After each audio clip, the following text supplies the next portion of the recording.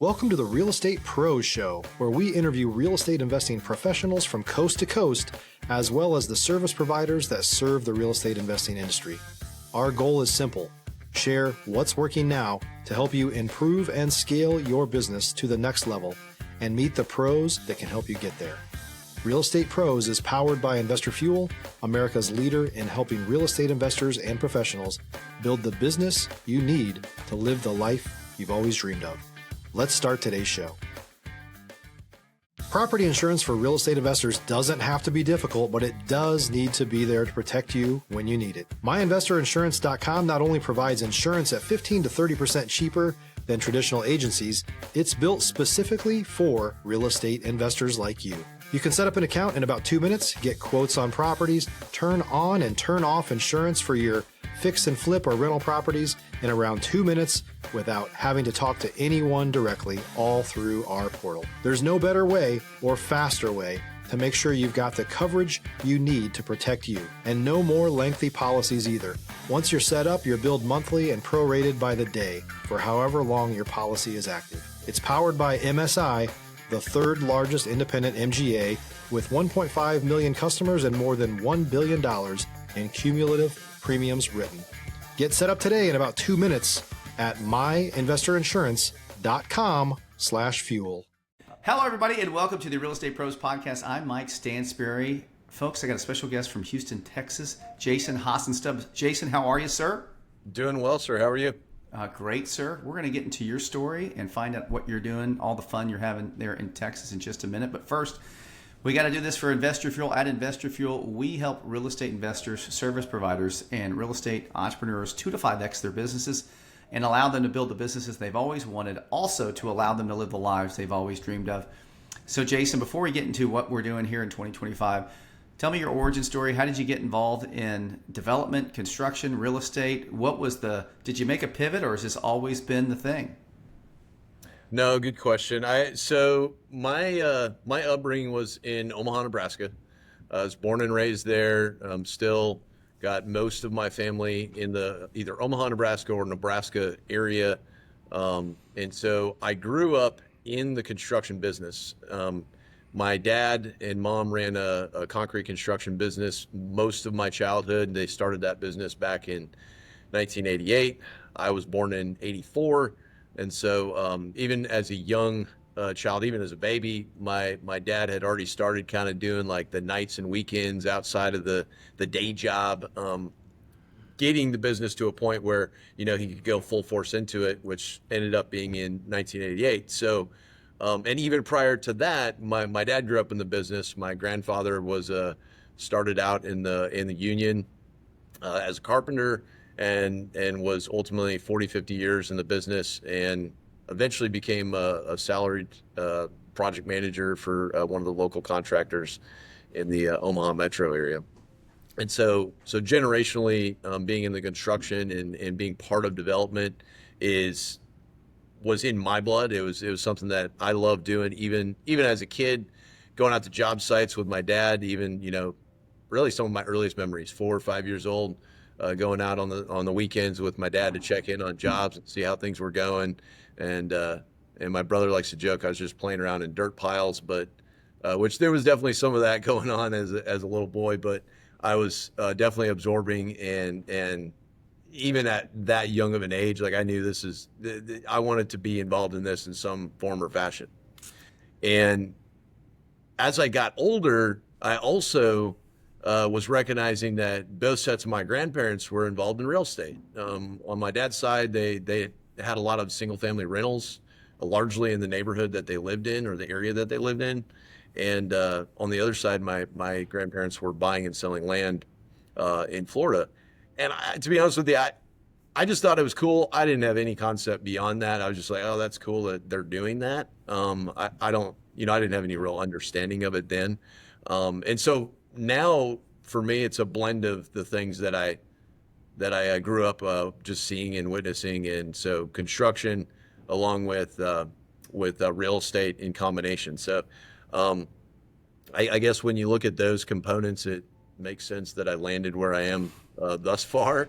But coming out of high school, I started college, to get an engineering degree, and coincidentally, I applied for an internship with the company that my dad actually worked for when I was born. And this is after my freshman year of college. I didn't technically expect to get the internship because I was so early in my college career at that point. But I did the interview, and the gentleman I interviewed with had a similar background. Like, he grew up in a family construction business, and so hit it off. I had a good interview. I got the internship, and I ended up working for that company, Kiewit, for almost 14 years, from intern to up through project management, and loved working for the company and loved the work I was doing, largely doing infrastructure. So it was largely, roadways, power plants, wastewater plants, anything having to do with the infrastructure that we all use and underappreciate every day, because we don't really Underappreciate, yes. so, but it's all very critical to the comfort that most of us enjoy day to day. And so, Stop living on an island and join the #1 mastermind in America for professional real estate investors. Investor Fuel is a community of hundreds of the nation's top investors working together to build stronger businesses and better lives. In addition to the amazing community of real estate investors acting as a board of advisors for one another, Investor Fuel members have access to 100% funding on purchase and repairs for our members only, a health insurance program, and benefits and discounts that more than pays for the membership of most of our members, meaning it's actually costing you money to not be a member of Investor Fuel. If you're looking to scale your business and build a business that allows you to live the life of your dreams, please visit investorfuel.com today and book a call with our team.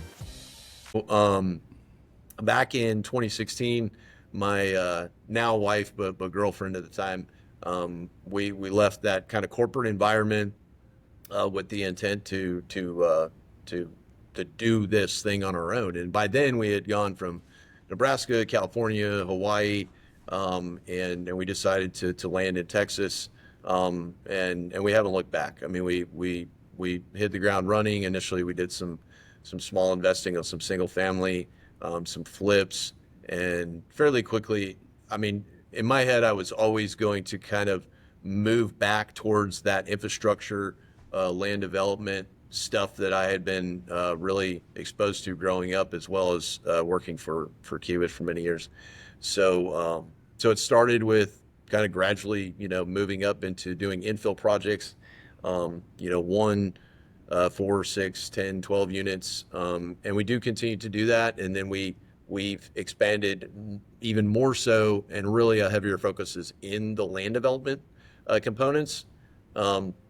Maybe the obvious is that that's largely where I like to play. That's what I enjoy the most.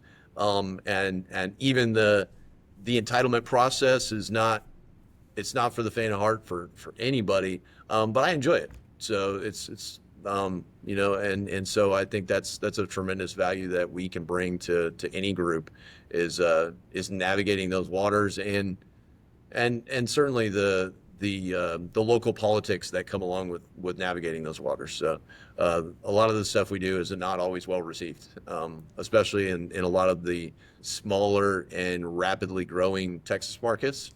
A lot of these smaller towns they don't exactly want that growth that's coming their way, and so those are waters we have to continue to navigate. So the entitlement process. And so, are you somebody that gets those land leads, or those people that with the land come to you and say, "Hey, can you help me with this project?" How are you, marketing yourself and getting to do those kind of ventures? What does that look like on a, just maybe you can take the last 2 or 3, or choose your own adventure on that. But just to give an example for our audience, like this is what an entitlement is. This is how I got the lead, and this is the fun we're having with the city of blankety blank, and making sure the boomers are okay with what we're doing. So the leads are coming in a variety of ways. Largely, we do work with brokers on a lot of the stuff that we do. The land brokers in and around both Houston, Dallas. Those are the main markets that we're focusing in. Now, If you're looking for consistent, high-quality leads, look no further than Investor Machine. Investor Machine isn't just another agency. It's the most sophisticated, data-driven lead generation company on the planet for real estate investors, and serves the role of being not just a lead generator for your business, but a marketing partner that is helping you achieve your goals along the way. Go to investormachine.com to learn more and schedule a call with our team today.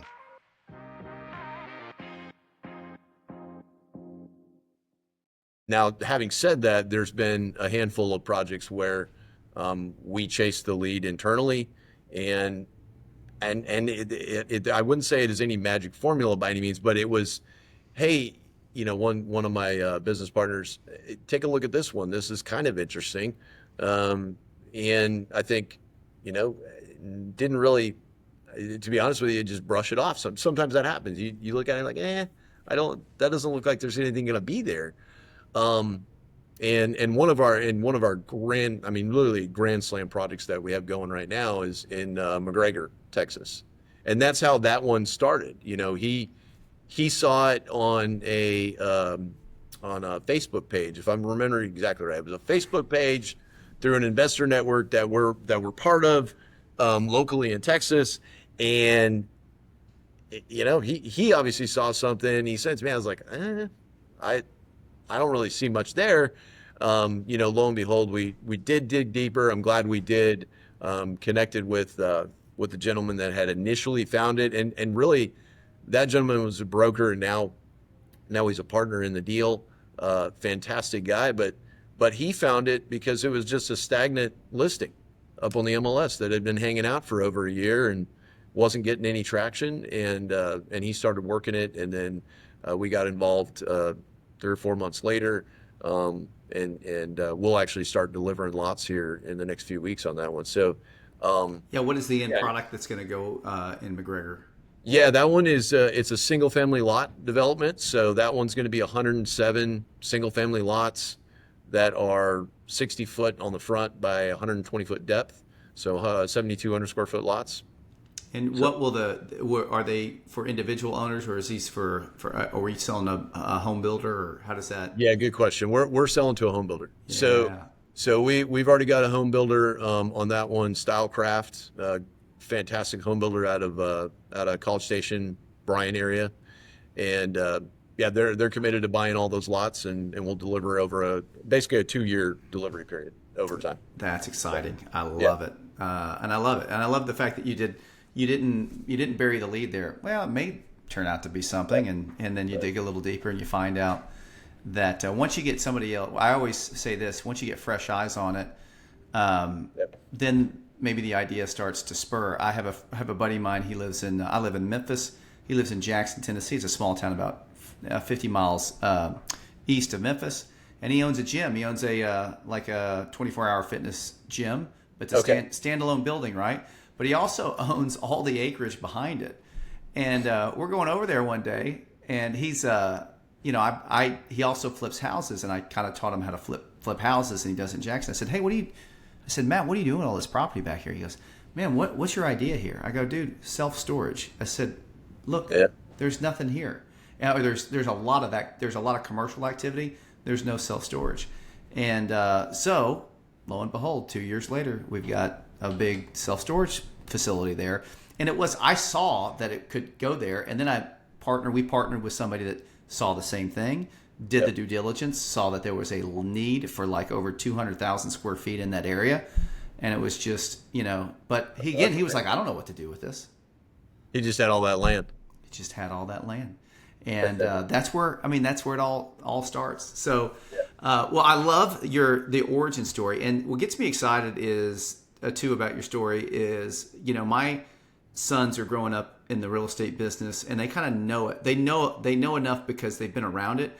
And there's some things that you probably knew because you just know things. You've been around it. And there's things that you learned by being with Kiewit. You learn exactly how to deal with all the bureaucracy that you need to deal with in order to get the deals done.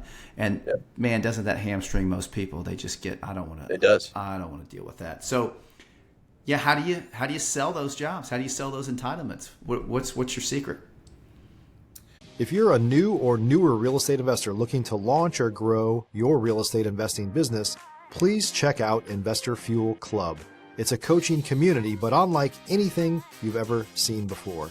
And you can actually partner with members of our mastermind from coast to coast on deals right in your market. There's no better opportunity to build a consistent business than to literally partner with pros to help you avoid costly mistakes, avoid the need for capital to do deals, and help you eliminate your fears as you're starting your business. Learn more about Investor Fuel Club at investorfuel.com/club. Well, I would say to be fair, there's those ones where you just follow the path, right? You don't try to get cute or creative with it. You know, in this case, even the example of McGregor, it was zoned for what we're doing. So we didn't try to deviate with any kind of different, zoning that is within the McGregor criteria. We just stuck to the plan on that one. Now, the bigger question is how do you navigate the waters when you're attempting to get a rezone, or you're attempting to particularly downsize the lots in some of these smaller markets? That can be getting a little hairy. But I think really it's illustrating to the local powers that be, and each of them is a little bit different, but typically you're going to go through a planning and zoning committee. That's for the most part, they don't do much, because at the end of the day, even if you get approval from planning and zoning, it doesn't mean you're going to get approval from council. So you can come out with a win from planning and zoning, you go to council, and you're still not going to get your final approval. So it's almost ceremonial when you go to planning and zoning. It's not that it doesn't help or it can't give you a boost, but at the end of the day, if you're coming in with a rezone or some kind of variance, council in a city particularly is where it's going to live or die. And we're experiencing that right now. We've experienced it in the past, but the main thing is education largely. Now, getting council to understand, here's the demographics in your city or in your location, and here's the income levels, here's the jobs. I mean, it's really just presenting those data points and helping them understand that, this is what the market is dictating to us, what we see, and what the folks that we work with see, and helping them understand that that's the reason for either the rezone or the variance, or a combination thereof, both, and helping them kind of along with, here's the vision of where this is going. So here's the growth metrics we see. And I would also note that a lot of that is a team effort, even with the folks that are at the cities and the counties that you're working in too, because the council may not always be as in tune with exactly what those metrics are until you share that with them and you help educate them. They may not know. And so in some cases you're working with the city staff, and you're working together to help, educate the folks that ultimately can make or break your ability to do the project that you're trying to do. So, and granted, you're gonna get sometimes that opposition, and the folks, and by right, they have that opportunity to come, speak, and say what they feel, what they think. I would just encourage anybody. Most people don't want to take that step. That's largely my role in our business. I do a lot of that. So, I've gotten yelled at and called nasty names and stuff, but you gotta, I do tend to be somewhat empathetic to that. Whether I agree with it or not is right. I get it. I'm coming in, I'm proposing to do something. It's going to disturb their way of life in some way. They're not always going to be too thrilled about it. So you just got to roll with the punches on those. Yeah, it seems like you have the cadence to be able to deal with that. I know you probably hear it from people like, oh, well, why can't things stay the way they are? I feel like that is one of the things I'm noticing about our little small towns in Memphis is that there's some changeover in the leadership, and they're getting younger, which is, I think, good for getting deals done. because just folks like sometimes the way that things always been, and it's hard to get people to change. But again, kind of what you said is, educating, going shoulder to shoulder with the people at the city to make sure, hey, and getting them some buy-in, because they're ultimately going to be communicating this to the alderman, the city council, or the planning development. And if you can hook them, then it may be a good buffer against, Joe homeowner that, hates your guts. That's right. So Jason, I heard in here that your wife works with you in the business. This is a family business. What's the layout look like? Yeah, she definitely was super involved in the early years when we started this back in 2016. More recently, she's taken a step back. We have two young daughters. One's just 7 months, and the other one's 3. So she's taking more of a mommy role in life. Okay, wait, 7 months and 3 months, or 3 years? Because I have to do 3 the years. math. Yeah. 3 years. So we got 3-year-old and Yeah, buddy. 7-month-old. That's beautiful. Two little girls. I could, yeah. So right now you're doing development. Are you doing any other real estate investing besides land development right now? Are you still fix and flipping, still buying stuff? You're just focused No. on this? We are everything we are doing is tied into new development. A couple things we are certainly still doing. The land development component is really the foundational strategy, but we are also doing build to rent, single family communities, as well as doing co-living. So we are involved in a couple of pad split is really one of the ones that we're focusing towards on the co-living side from a platform perspective. So we're also doing a couple of those new developments as well. So those are more of the infill product that we've done in the past. Gotcha. And so with some of these, you partner with people, and some of these are 100% yours. So it's one of those things where you're, one of the things people are always leery when you say partner, or, because how much control does one partner have? How do you navigate those waters when you have different projects going on? What does that look like? Or, maybe give us a couple of parameters that you have in and going into partnership with you guys. Yeah, so you're right. I mean, everything we have done and continue to do largely does have a variety of partners. Some the same across projects, some different. But I think that can always be a bit of a tricky thing to navigate. And when you're looking at introducing new partners, I think, and you're always learning, but your first priority should be to identify where everybody provides their best strength to the team, and what value they're going to bring and what they're going to focus on, and really identifying that early on. We made some mistakes in the past, and certainly not perfect in that regard, but I think starting with a good foundation of, all right, here's the things that I'm focusing on, the roles, the responsibilities, is pretty crucial from the very beginning. And it also helps you, navigate through the process a lot cleaner when that happens, as long as everybody's kind of staying in their lane.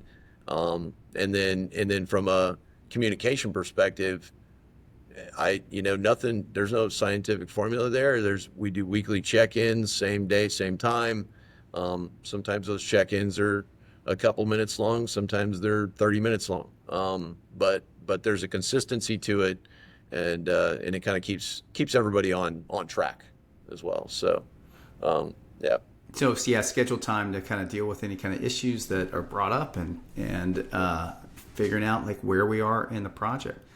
Well, Jason, so what do you do besides land development, besides this, outside of real estate? You got 2 kids there in Texas. What are things you do for fun? What are your hobbies? Do you have any except for land development? Sometimes people are like, lately, all I do is real estate right now. And that would be my response. I mean, right now it's been super heavily involved. Really, since we started this, we haven't traveled near as much in recent years as we have in the past. We've been all over all over the world, but certainly not in recent years. So traveling is definitely something we really enjoy doing. So maybe another year or two, we'll get some breathing room and get to do a little bit more traveling. That's definitely top of the list. But I like to golf. I don't golf as much as I want to. Yeah. I like to hunt. I don't get to hunt as often as I'd like to. So there's lately it's been a lot of just real estate, land development, and of course 3-year-old and 7-month-old. the girls. That's it. Yeah. And I like exposing them to the terms and taking them out to the projects and stuff too. So yeah, in fact, that's a few of our subdivisions are named after them. So that's great. We'll continue to do that as we do more projects too. So yeah, that's a household legacy. I love it. They'll that is really cool. And exercise is something that I do make a point. So that is something I enjoy doing. So I don't get a golf or hunt near as often as I'd like to, but I do definitely get my exercising in. So. Yep. Awesome. So Omaha, Nebraska, it's a big week this week. They got the College World Series. Did you partake in that when you lived there? Did you go to the College World Series? Absolutely. Of course, yeah. It was. I went a lot when the old Rosenblatt Stadium still was standing. So I've technically not been to the College World Series since it moved, and Rosenblatt has been torn down, which is, I mean, that's been over 10 years now, and. Yep. Something like that. So yeah, but yeah, I used to love going to the College World Series game growing up. It's I've never been. The Arkansas Razorbacks, which is my team, is in, and so I'm contemplating next week if we do well to go to a couple games. We'll see what happens. You should. Go. You absolutely should. It's an experience. Yeah, it's a good time. Yeah, it's and I've never been to Omaha, Nebraska. It'd be the first time. Well, Jason, if somebody wants to get in touch with you, where can they find you on the internet? What does that look like? If they say, hey, you know what, I've got a little deal close to that town. You never know who's gonna be listening to this, and maybe they have some property that they'd love to get entitled and do some fun stuff with. How can they get in touch 100%. With you? So you can definitely go to our website, elevateddevelopment.co, not .com. And they can certainly reach out directly to me at jason@elevateddevelopment.co. Those are the best ways to get a hold of me directly. And yeah, I mean, we can help people navigate those waters from anywhere in any area. So are we familiar with the Texas markets? Because that's where we are, of course, but we can certainly help people in other markets, even outside of Texas. So in Tennessee and Arkansas and so any I guess any state in the union, if you're willing to go there. That's correct. But have you just done single family? Have you done some? You just talked about you did some co-living spaces and you're doing some build to rent, and so we did talk about the residential side of it. Are you guys also doing commercial stuff like we are like a contractor garages or self storage or regular strip? Yeah, malls? we've got a office condo project that we're building right now. We're pursuing several different self storage projects. So when I was growing up, we did a lot of self storage. There was a lot of healthcare in the stuff that I did growing up as well, and so a lot of my upbringing ties back into that. And it's quite a bit of multifamily as well, a lot of apartments. So we're not pursuing any kind of apartments or multifamily right now, but we're definitely pursuing the stuff we are doing, the office condo stuff, the self-storage. We're doing, on some of our land development projects, we're doing components where it's single family lots as well as commercial reserves. Yeah, I mean, really the commercial stuff is largely what I grew up around. So I still have a very strong affinity for that stuff, of course. So yeah, we'll definitely continue on that path as well. Awesome. But it all starts with the land development and entitlement process. So that's the foundation, kind of literally and figuratively. Right. So we start there, and then we may sell a commercial pad site, but we may indeed be selling it to ourselves or kind of a whole nother investment piece. Separate from the land development piece. Awesome. So, yeah. Well, Jason, folks, all that information will be down below in the show notes. So if you want to get in touch with him, he can do all those different verticals there when it comes to development. Jason, thank you for being part of the Real Estate Pros podcast, folks. Do all the things like and comment, subscribe, and we'll see you next time on the Real Estate Pros podcast. Thank you, Jason. Thank you. Appreciate it. Thanks for joining us for today's Real Estate Pros show. You can learn more about the amazing benefits of the Investor Fuel Mastermind community, including surrounding yourself with hundreds of other rock stars, 100% financing for your deals, and members-only discounts from vendors you're likely already using that, as a member of Investor Fuel, will save you more than the cost of your membership. Visit investorfuel.com to learn more. If you're interested in joining us as a guest of this show, please visit investorfuel.com/pros to apply. You can also check the show notes for access to free resources, how to get access to world-class lead generation, and much more. Don't forget to subscribe so you never miss another episode. Have a great day. We'll see you on the next show.